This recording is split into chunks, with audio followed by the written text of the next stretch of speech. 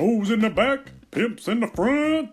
So I'm at Home Depot doing mucho trabajo, and I thought I'd show you my new tires. They're the same size as my old tires, but when I went to the website of the tire dealer, they wouldn't sell me bigger tires than 245. So I thought I should show you what 265s look like. These are 265 75 R16s on stock standard Chevy Silverado. This is the 1995 Silverado, so if it's a 88 to 98 Silverado, this is what 265s will look like on your truck, and you can tell if you'll have enough clearance or not. On this one you can see there's a little bit of rubbing, but rubbing is racing, and I think there's enough clearance up and down where if you're evenly distributing the load, it's not going to be a problem, but if you get into some shenanigans where you're bouncing your axle sideways, I had general grabbers on here before, and for a lot of miles, that was the only wear. So I think that was only under some extreme jumping or side spinning action that we did out in the wild that we probably shouldn't have been doing, that it rubbed there. Right turn, Clyde. So let's take a look at maximum right turnage. You can see you've still got plenty of clearance there, so it's not going to be rubbing against your frame. Left turn, Clyde.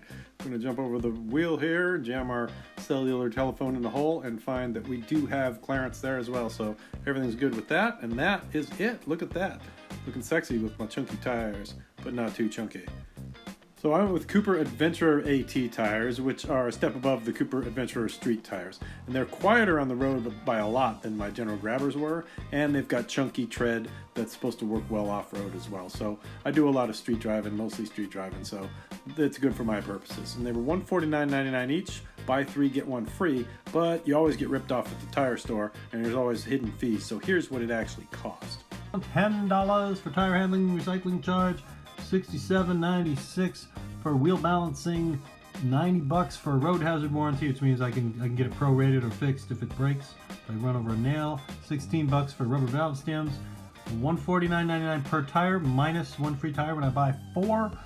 One simple request: white letters facing out so that you can see what kind of tires I have in bright white letters. They screwed that up and put them on backwards, so I've got black walls. And total price is, pretending like I'm trying to hide my information from you, I don't think there's anything important under there. The total was $685.20, so divide that by 4, you mathematical wizards, and find out what the cost per tire is. Seems fair to me, and they should run a good long time. I don't put that many miles on this thing. I just hope they work off-road as well as they do on-road.